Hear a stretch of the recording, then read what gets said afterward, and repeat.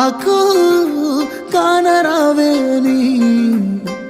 ఎవరి కంట్ల పడకుండా నేను వెళ్ళిపోతున్ననే నువ్వు నాతో మాట్లాడలేవే అని ఎవరితో మాట్లాడకుండానే వెళ్ళిపోతున్ననే నువ్వు ఈ లోకంలో లేనలేవే అని నేను ఈ లోకాన్ని వదిలేసిపోతున్ననే నువ్వు పువ్వులు అల్లుకొని పోతున్నవే అత్తగారింటికి నే పువ్వులు జల్లుకొని పోతున్ననే కాలే కాటికి నువ్వు